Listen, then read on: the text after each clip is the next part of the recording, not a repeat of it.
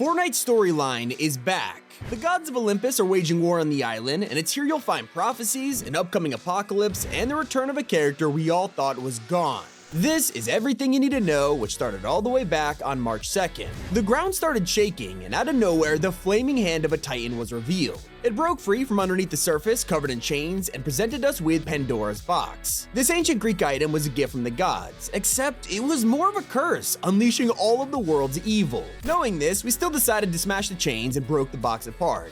This set free a vortex full of trapped souls, along with the rest of ancient Greece. As we come to grips with this new world, the king of the gods looks down from his throne at Mount Olympus. Zeus is furious with humanity for releasing this evil. In fact, he is so angry that he decides to unleash his wrath upon the mortals, and he's already begun this crusade by going after the society. The secret organization from last season were at war with Agent Jones and the Underground. They were using medallions to gain control of the island. Turns out that these belonged to the gods and were a fraction of their power. As punishment, the gods have returned the favor, wiping out the society one by one. Medusa, on the other hand, is more forgiving. As the ancient myth goes, she was a woman with snakes for hair who was so hideous that anyone who looked at her would instantly turn to stone. If you talk to her NPC, it'll lead to Perseus, a demigod who was a son of Zeus. A king from Greek mythology wanted to marry Perseus' mother, but he was protective of her and said no, so the king sent Perseus on a quest to kill Medusa, knowing he would die. Instead, Perseus received help from the gods and beheaded Medusa. Now, the reason this story is important is because Fortnite's Medusa puts an incredible spin on it. She claims the story of her being a monstrous gorgon are lies to make mortals scared of her, when in fact she's only trying to help us and protect humanity from the wrath of the gods. Not only did she survive Perseus' attack in this version of the story, he's the one who saved her and is one of her many allies helping us stand up to the gods. We'll meet him later, but a much more important ally is Aphrodite. She's the daughter of Zeus and approaches Medusa to offer help in defeating her father. Medusa wants to trust her, but can't, as she's a god just like the ones we're fighting. Aphrodite decides she'll try and persuade other gods to join her in rebelling against Zeus and his plans to destroy humanity. And this is where Artemis comes into play. While she hates mortals as much as anyone, she has doubts about Zeus and says that his desire to destroy us is dishonorable at its heart. Now, there is one character who is super mysterious. As we approach a scrying pool, we establish communication with an unknown voice nicknamed the Oracle. You must prove the worth of humanity to Zeus and the guardians of Olympus before the skies turn black. What this means is that we need to train and prove ourselves if we want to get the confidence of Zeus's enemies. Humanity needs a true leader to protect them from the gods, and according to the Oracle, that leader might be us. So we head to the underworld facing off against Zeus's brother Hades to truly show off our power. Then we travel to Mount Olympus, where we battle another one of Zeus's allies, Ares, the god of war. He is even more angry to lose the battle, and now you've got the attention of the most powerful beings. Zeus's closest allies have seen you fight, and you're stronger than they thought. I see your path more clearly now. It is here where the Oracle finally sees the future, revealing a chilling prophecy that teases the outcome of Season 2. Darkened skies, choking dust, hope lost and found again.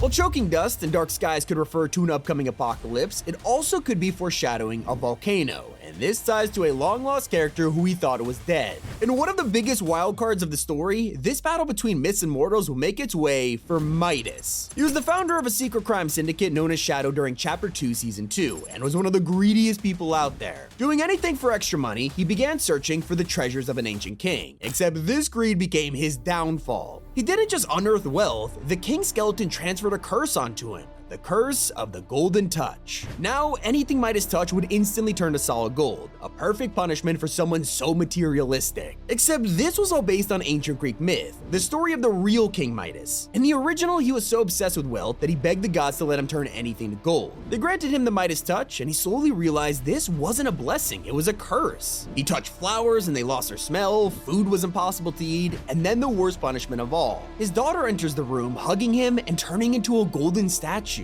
Now, our version of Midas was punished in a much different way. He spent most of his time trying to take down the imagined order and almost saved us from being trapped in the loop. After pushing back the storm, the IO retaliated by creating a wall of water, flooding the map, and destroying Midas's plans. In the aftermath, he tries to swim to safety, only for a shark to set its eyes on him.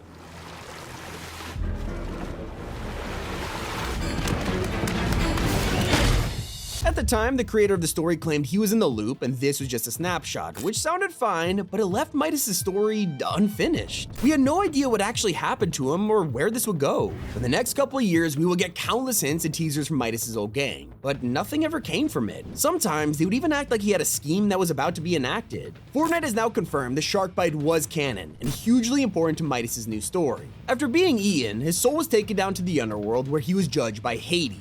For reasons unclear, Hades not only kept him trapped in the underworld, but he could be found in his own special prison cell. When looking inside, we spot a golden reboot card, likely what'll bring his soul back to the real world, allowing him to plan his escape. Upon hearing of his return, Midas' old crew began to meet up again. Marigold has long searched for any sign of his whereabouts, and she's the one who called the former members of Ghost and Shadow, bringing the gang back together. Brutus has taken over Midas' crew, and after Marigold's call, he's wondering, is the old boss coming back? Even Tiantina and Sky answered the call. It's been a long time since she thought about her former crew, but she has to wonder what's coming. So what will happen when Midas does escape? The plan is already coming to fruition, and once he breaks free, he'll have a new form. Ever since his fall from grace, he's been biding his time in the underworld, but he is not the type you could keep prisoner for long, and a new king is ready to rise. Introducing Ascendant Midas. Much more faithful to the original myth, he will finally claim his title as the Golden King. He'll also get revenge on the shark that ate him in the first place with a harpoon straight through the stomach.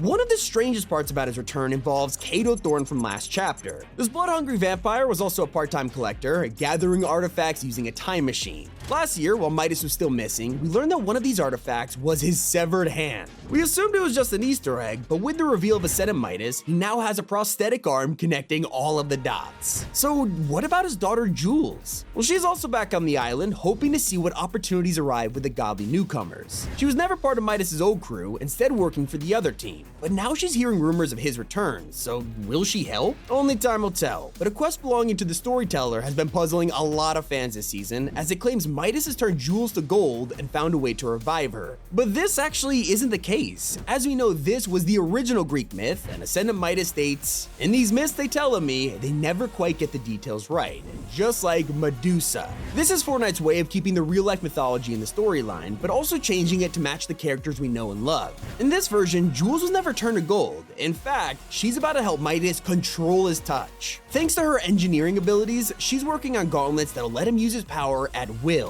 While Jules and Midas know they can trust each other, can they trust their former members? Once he escapes, Midas begins investigating each member of Ghost and Shadow, and something unexpected is revealed. After looking into Brutus, who he left in charge, Midas realizes his loyalties might be with someone else. He finds recording devices in the yacht and possible evidence that Brutus has been stealing money from the group. So he confronts him. It turns out the bugs belong to Hope, and Brutus is happier than ever to become Midas' right-hand man again. He is one of the most loyal of them all. Once the rest of the crew has been reunited, it'll be time for the great Marigold yacht heist, a final effort to get off the island once and for all. Midas will complete his escape by stealing the yacht, letting him get away from the wrath of Zeus and Hades, who will be furious that he escaped the underworld. One thing we're looking forward to is that sometime this season, volcanoes will cover the map in ash and molten rock. This could be the prophecy the Oracle has been warning us about, and while we don't want all that buildup to be for an LTM, it's unlikely to be a full-on live event. Assuming it's not a Midas teaser, let's talk about what the Oracle's prophecy could also mean for us. Darkened skies and choking dust does sound like the fallout of a huge battle, possibly a final showdown between the myths and the mortals, as the power of gods on both sides leaves destruction everywhere. It also leaves us wondering what exactly was unleashed from Pandora's box. For something that's meant to hold all the evil in existence, all it did was bring Greek mythology to the island.